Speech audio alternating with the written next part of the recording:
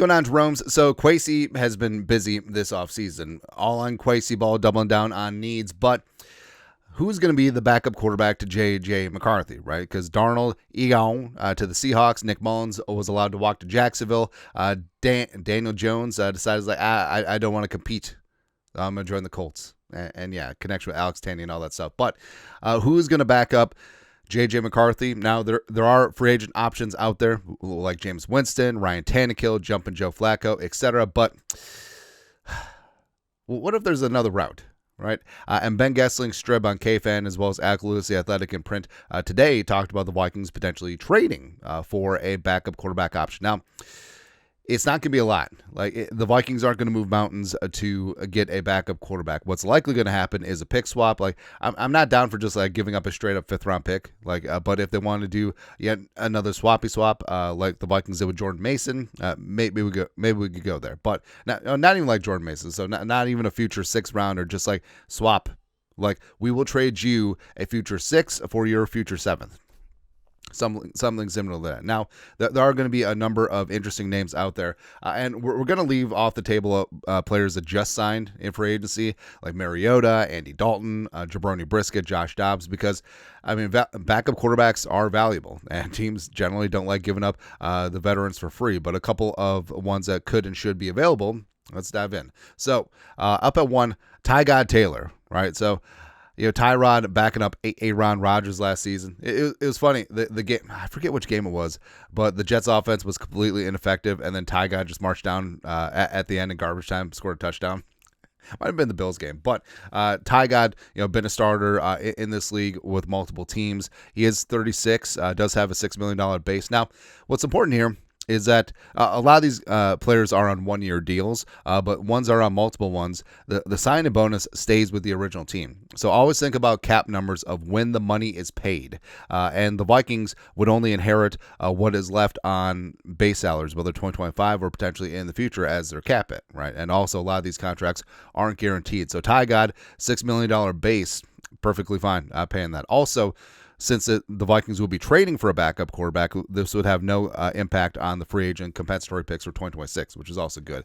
But Ty God, I love Ty God. Also, my favorite piece of barroom trivia is all right, so in terms of quarterback rushing touchdowns in a season for Virginia Tech, go Hokies, who is the single season quarterback rushing touchdown leader?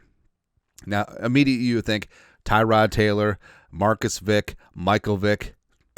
It's Bruce Arians. Go look that up. He's an option quarterback back in the day. It's great. Slinging Sam Howell, a.k.a. Korea's quarterback. So Sam Howell is part Korean, so obviously that bumped him up my list a little bit. But Howell, backup with Seattle. Ostensibly, he's Slinging Sammy Darnold's backup right now. Backed up Geno last year. $1.1 million base. Was the starter in 2023 for the Commies. 3,946 passing yards, 21 touchdowns, 21 interceptions. Balance is key. Also, led the league with 612 attempts. So high volume passer, high variance passer, but I feel like his skill set is definitely something you could rein in. And the pride of UNC could get some things done, and also is still relatively young at 25, so makes sense. Number 3. So this one makes the most sense, both in connection as well as cost. So John Wolford of the Jaguars, 30, former Pride of Wake Forest, very limited base, league minimum for a player of his service. But Kevin O'Connell and Wes Phillips crossover when Wolford was with the Rams. Wolford actually started the 2020 wildcard game against Seattle after Sean McVay had benched Jared Goff, and then Wolford got hurt in the game, and then Goff had to play. But Wolford... So, is he going to blow you away physically? No. Is he accurate? Yes. Can he follow a game plan and a script? Yes. And that's exactly what you want in a veteran quarterback. Plus, he's noted high football IQ guy, would be good in that quarterback room. Plus, given the connections, makes sense. And even though Wolford does have overlapping connections with Liam Cohen, the Jaguars did sign Nick Mullins, who has more of a connection with Grant Udinsky, who went down there to be the Jaguars OC. Plus, Wolford, he won't cost a lot. I mean, might be like a conditional 7th or a 6th and 7th round draft pick swap. Go ahead. Perfectly fine there.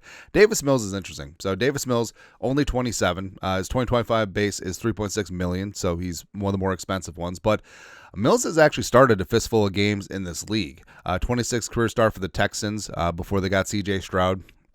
2021 third-round pick out of Stanford. Also, neck. He's got a long neck. He's got a good arm. Could be a viable backup option. Then you got Aiden O'Connell. All right, so Aiden O'Connell was sort of the cat's ass coming out of Purdue. Eventually was a fourth-round pick in 2023. And yes, O'Connell and O'Connell. The puns write themselves. But he's 27, making not a lot, but does have 3,830 yards passing, 20 touchdowns, 11 picks in his career. Also a 7-10 record with the Raiders, which I don't know is like 12-5 for most teams. So you have a player that is a backup who does have starting experience, especially in a dysfunctional system. Plus, O'Connell did play well against the Vikings in the preseason game in 2024. Remember the preseason game that J.J. McCarthy played? It was great. So never count out, hey, that guy played well against the scouting. 6, Anthony Richardson. Anthony Richardson, former extremely high draft pick, is only 24. I mean, just the hug between him and Kevin O'Connell at the end of the Vikings-Colts game, like that does stand out. And Richardson might not win the competition against Daniel Jones, sort of is what it is. But in terms of mama, I can change him, Richardson would be it. Also, Richardson is a little bit of a medical guy too. But I would be fine with this as a quarterback 3, developmental. But in terms of a backup, where if you had to come in and just be stable with the offense, I mean, Anthony Richardson isn't it. Like, he's a low floor, extremely high ceiling type player. Like, the variance is going to be wild, but go ahead. And then you got Brandon Allen, 33 years old, veteran backup quarterback.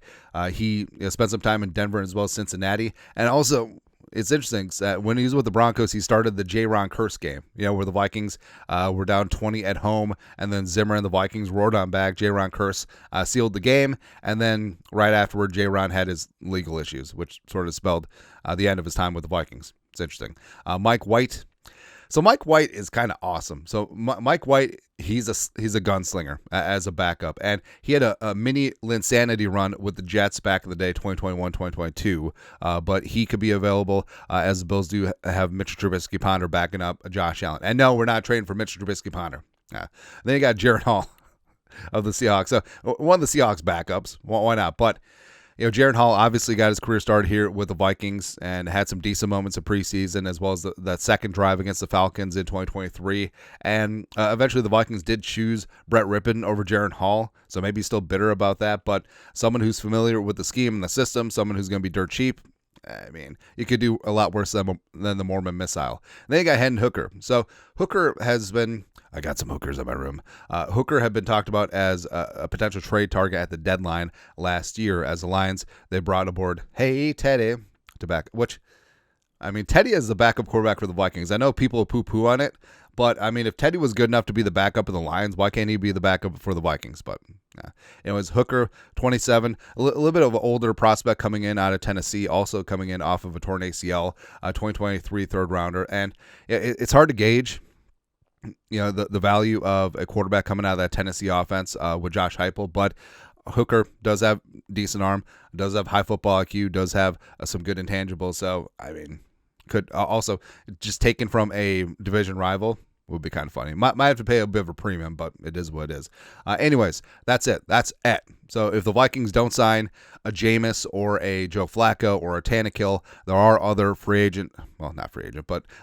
options out there for backup quarterback, and the Vikings could do a little trade. It's not going to be a lot. It's more likely to be a pick swap, but there are some definitely intriguing names out there on the market. But your thoughts are thoughts. Will the Vikings trade for a backup quarterback? Let us know. Comment section. You guys are the best. You know what to do. Skol. Production value.